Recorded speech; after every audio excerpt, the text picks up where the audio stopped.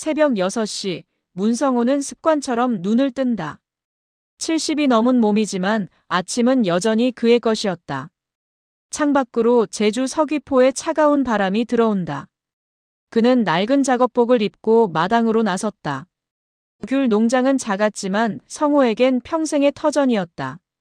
설이 내린 밭을 천천히 걸으며 오늘 수확할 채소를 살핀다. 무청은 제법 두툼하게 자랐고 대파는 어제보다 더 푸르렀다. 그는 허리를 굽혀 흙을 만지작거렸다. 손끝으로 전해지는 흙의 온기가 좋았다. 아버님, 아침 드세요. 며느리 한도연의 목소리가 부엌에서 들려온다. 41살의 도연은 마을 입구에서 작은 분식집을 운영한다. 아들 유미는 해상 운송 일을 하느라 한 달의 절반은 집을 비운다. 그래서 이 집엔 늘 성우와 도연 둘만 남는다. 식탁에는 구수한 된장찌개 냄새가 퍼진다. 도연이 웃으며 밥그릇을 내밀었다. 아버님, 오늘 분식집에 쓸 무청 좀 다듬어 주실 수 있어요? 제가 하면 너무 오래 걸려서요. 또 시키네. 너는 맨날 나한테 일만 시켜. 성호는 투덜댔지만 손은 이미 무청 쪽으로 향했다. 도연은 익숙한 듯 웃었다.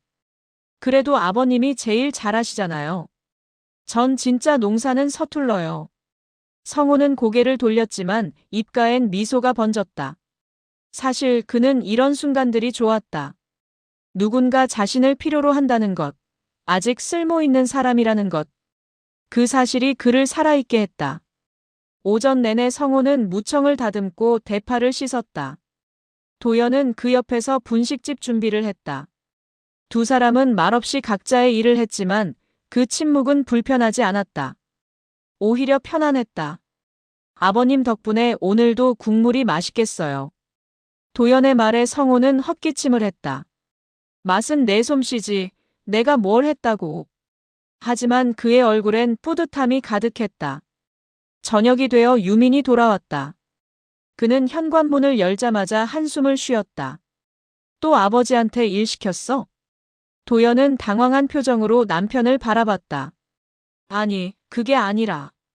아버지 연세가 몇인데. 당신이 좀 알아서 하지. 유민의 목소리엔 짜증이 섞여 있었다. 성호는 거실 구석에서 그 광경을 지켜보았다. 가슴 한편이 무거워졌다. 자신이 이 집의 짐이 되는 건 아닐까? 그런 생각이 들자 발걸음이 무거워졌다. 밤이 깊어갔지만 성호는 쉽게 잠들지 못했다. 창밖으론 제주의 찬바람이 계속 불어왔다. 저녁 9시, 도연은 분식집 정리를 마치고 돌아왔다. 내일 아침 일찍 쓸 육수 재료가 필요했다. 그녀는 부엌에서 냉장고를 뒤적이다가 대파가 떨어진 걸 발견했다. 아버님, 죄송한데 대파 좀 뽑아주실 수 있어요? 내일 아침 일찍 써야 해서요. 거실에서 텔레비전을 보던 성호는 잠시 망설이다가 천천히 일어섰다. 이 밤중에? 에휴, 미리미리 준비하지. 하지만 그의 손은 이미 현관의 손전등을 짚고 있었다. 낡은 점퍼를 걸친 성호는 밭으로 향했다. 손전등 불빛이 어둠 속 대파밭을 비췄다. 그는 무릎을 굽혀 대파를 조심스럽게 뽑아 올렸다. 찬바람이 목덜미를 스쳤지만 그는 개의치 않았다. 바로 그때 유민이 귀가했다. 그는 밭으로 향하는 아버지의 뒷모습을 보고 멈춰섰다. 70이 넘은 노인이 밤 늦은 시간에 밭에서 일하는 모습. 유민의 얼굴이 굳어졌다. 성호가 대파 한 단을 들고 집으로 돌아오자 유민은 현관에서 그를 맞았다. 아버지, 괜찮으세요? 밤에 나가시면 위험하잖아요. 괜찮아. 이것도 못하면 뭐 하겠니? 성호는 대파를 도연에게 건넸다.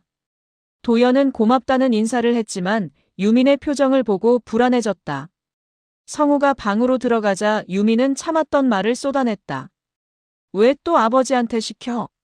당신이 좀 하지 그래? 무슨 소리야? 아버님이 심심하다고 해서 같이 하는 건데. 심심한 게 아니라 당신이 편한 거잖아. 아버지 연세 생각 좀 해. 난 진짜 도와드린다는 마음이야. 아버님도 좋아하시잖아. 좋아하는 게 아니라 마땅히 거절을 못 하시는 거지. 목소리가 점점 커졌다. 도연은 억울함에 눈시울이 붉어졌고 유미는 답답함에 한숨만 내쉬었다. 방문 밖 성호는 벽에 등을 기댄 채 두 사람의 말을 듣고 있었다. 듣고 싶지 않았지만 소리는 문틈으로 새어들어왔다. 아버지 건강 생각 안 해? 내가 왜 생각 안 해? 난 항상 조심스럽게 부탁드리는 거야. 성호는 조용히 자리에서 일어나 침대에 앉았다. 가슴이 답답했다. 자신 때문에 아들 내외가 다투고 있었다. 자신이 짐이 되는 건가? 필요한 사람이 아니라 부담스러운 존재인 건가? 그는 창밖을 바라보았다. 어둠 속에서 귤나무들이 바람에 흔들리고 있었다. 평생을 이 땅에서 살았지만 지금 이 순간만큼은 자신이 어디에도 속하지 못한 것 같았다. 거실에서는 여전히 말다툼이 이어졌다. 도연은 울먹이며 방으로 들어갔고 유미는 소파에 주저앉아 머리를 감싸쥐었다. 그날 밤 세 사람 모두 잠들지 못했다. 각자의 방에서 각자의 생각 속에서 밤을 지새웠다. 다음 날 아침은 어색했다. 식탁에는 세 사람이 앉았지만 누구도 먼저 말을 꺼내지 않았다. 성호는 죽을 조용히 떠먹었고 도연은 고개를 숙인 채 반찬만 이리저리 옮겼다. 유미는 일찍 출근한다며 서둘러 집을 나섰다. 도연은 분식집 준비를 하다가 어제 성호에게 맡겼던 옷을 발견했다. 단추가 떨어진 작업복이었는데 깔끔하게 단추가 달려 있었다. 실밥 하나 삐져나오지 않게 정성스럽게 꿰맨 흔적이 보였다. 아버님, 이걸 다 달았어요? 성호는 텔레비전을 보는 척하며 고개도 돌리지 않았다. 어젯밤에 잠이 안 와서. 그냥 했어. 손 아프셨을 텐데요. 제가 할 걸 그랬어요. 뭐, 손 좀 쓰는 게 더 좋지. 쓸데없느니 낫다. 그 말은 농담처럼 들렸지만 도연은 가슴이 뜨끔했다. 어젯밤 남편과의 다툼이 떠올랐다. 자신은 정말 아버님을 위한다고 생각했는데 혹시 그게 아니었을까? 아버님은 혼자 계시는 시간이 길어질수록 더 외로워하고 계신 건 아닐까? 도연은 조심스럽게 말을 꺼냈다. 아버님, 오늘 저녁엔 제가 좋아하시는 갈치조림 해드릴게요. 그래, 알았어. 성호의 대답은 무뚝뚝했지만 도연은 그의 눈가가 조금 부드러워진 걸 놓치지 않았다. 오후가 되어 유민이 일찍 퇴근했다. 회사에서도 일이 손에 잡히지 않았다. 어젯밤 아내에게 한 말들이 자꾸 떠올랐다. 너무 심했던 건 아닐까? 도연도 나름대로 아버지를 생각하는 마음에서 한 일인데. 유미는 골목 어귀에서 천천히 걸어오는 아버지의 뒷모습을 보았다. 약간 구분 등 느린 걸음걸이. 언제 이렇게 늙으셨나 싶었다. 어릴 적 자신을 태워 어깨에 태우고 뛰어다니던 그 든든한 아버지는 이제 없었다. 아버지! 유민이 다가가자 성호는 놀란 듯 돌아섰다. 왜 벌써 왔어? 일 좀 일찍 끝나서요. 뭐 사셨어요? 응, 마트에서 우유 좀 샀지. 유미는 아버지의 장바구니를 받아들었다. 성호는 사양했지만 유미는 놓지 않았다. 제가 들게요. 됐어. 이것도 못 들면. 아버지, 제가 들고 싶어요. 성호는 아들의 눈을 바라보았다. 유민의 눈에는 어젯밤과 다른 빛이 있었다. 미안함과 걱정이 섞인 그 눈빛을 보자 성호는 더 이상 거절하지 않았다. 집으로 돌아오는 길, 두 사람은 나란히 걸었다. 말은 많지 않았지만 그 침묵은 따뜻했다. 유미는 속으로 생각했다. 아버지와 함께 걷는 이 시간이 얼마나 남았을까? 당연하다고 여겼던 이 순간들이 사실은 하나하나가 소중한 거였구나. 며칠 후 토요일 오전, 성호는 평소처럼 시장에 간다고 나섰다. 도연은 분식집 장사로 바빴고 유미는 집에서 밀린 서류 작업을 하고 있었다. 정오가 지나도 성호는 돌아오지 않았다. 도연은 시계를 몇 번이나 확인했다. 평소엔 1시간이면 충분한데 벌써 2시간이 넘었다. 휴대전화를 걸어봤지만 받지 않았다. 여보, 아버님 연락 안 돼. 도연의 목소리에 유민이 벌떡 일어났다. 전화 안 받으세요? 계속 울리기만 해요. 뭔 일 있는 거 아니에요? 두 사람은 급히 집을 나섰다. 시장 방향으로 차를 몰며 유민의 손은 떨렸다. 아버지한테 무슨 일이라도 생긴 건 아닐까? 요즘 말도 제대로 못 붙이고 지냈는데. 골목 어귀를 돌자 성우가 천천히 걸어오고 있었다. 장바구니를 든 채 평소보다 느린 걸음으로. 도연이 차에서 뛰어내렸다. 아버님, 왜 전화도 안 받아요? 걱정했잖아요. 성우는 당황한 듯 주머니에서 휴대전화를 꺼냈다. 아이고, 미안해. 스피커폰이 어찌 되는지 몰라서. 계속 진동만 울리더라고. 늙으면 다 이래. 도연은 가슴을 쓸어내렸다. 안도와 걱정이 한꺼번에 밀려왔다. 눈시울이 뜨거워졌다. 정말 놀랐어요. 유민도 차에서 내려 아버지에게 다가갔다. 그는 말없이 아버지의 장바구니를 받아들었다. 아버지, 앞으론 제가 같이 갈게요. 토요일엔 시간 있으니까. 괜찮아, 혼자도 잘 다녀. 같이 가고 싶어서 그래요. 아버지랑. 성호는 아들의 얼굴을 바라보았다. 진심이 담긴 눈빛이었다. 그는 천천히 고개를 끄덕였다. 집으로 돌아온 세 사람은 조용히 식탁에 둘러앉았다. 도연이 끓여온 된장찌개가 김을 내뿜었다. 성호는 숟가락을 들었다가 잠시 멈췄다. 내가 미안하다. 너희 둘 다툰 거 알아. 내 때문이지. 아버님, 그게 아니에요. 도연이 급히 말했지만 성호는 손을 저었다. 알아. 다 들었어. 유민이 말도 맞고 도연이 마음도 안다. 근데 말이야. 성호는 잠시 말을 멈췄다. 숟가락을 내려놓고 두 사람을 번갈아 보았다. 나도 누군가한테 필요한 사람이고 싶었나 봐. 그게 뭐든 일이든 심부름이든. 아무도 안 찾으면 그게 제일 무섭더라. 도연의 눈에서 눈물이 흘렀다. 유민도 목이 메었다. 아버지, 괜찮아.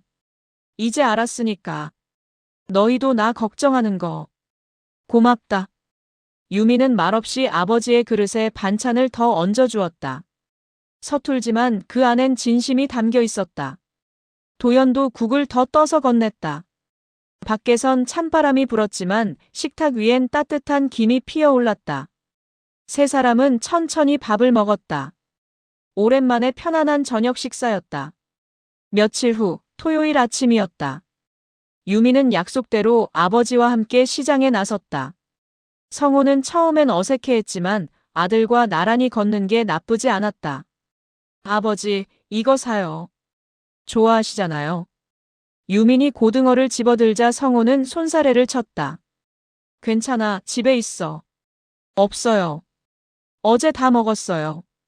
아들은 이미 고등어를 장바구니에 넣고 있었다. 성호는 웃음이 나왔다. 언제부터 이렇게 꼼꼼해졌나. 집으로 돌아오니 도연이 마당을 쓸고 있었다. 그녀는 빗자루를 세우고 두 사람을 맞았다.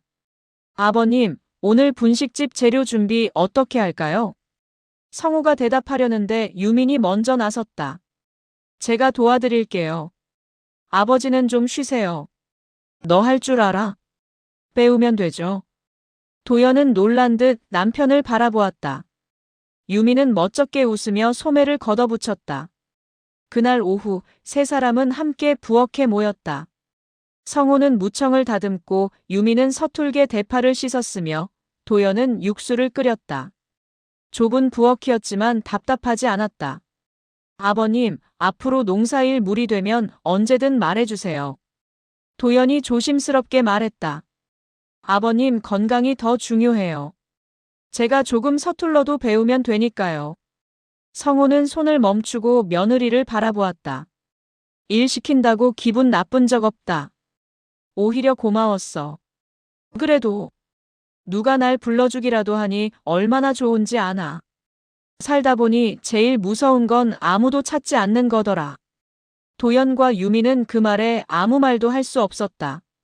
서로의 마음을 오해하고 다투었던 날들이 문득 부끄러워졌다. 근데 말이야. 성우가 다시 입을 열었다. 이제는 같이 하자. 너희도 날 도와주고 나도 너희 도와주고. 그게 가족 아니겠어? 유민이 고개를 끄덕였다. 네, 아버지.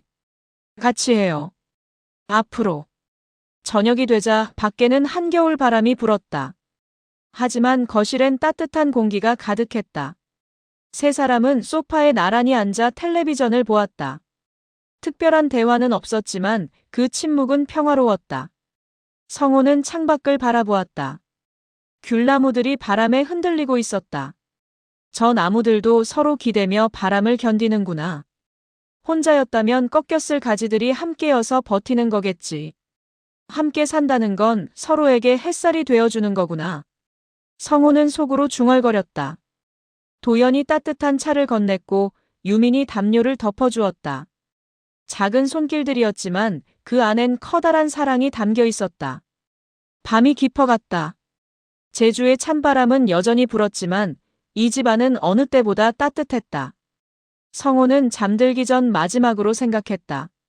나는 혼자가 아니구나. 우리는 함께구나. 그 생각만으로도 가슴이 뭉클했다. 70평생을 살아오며 깨달은 것 중 가장 소중한 진실이었다. 겨울은 추웠지만 마음만은 봄날처럼 포근했다.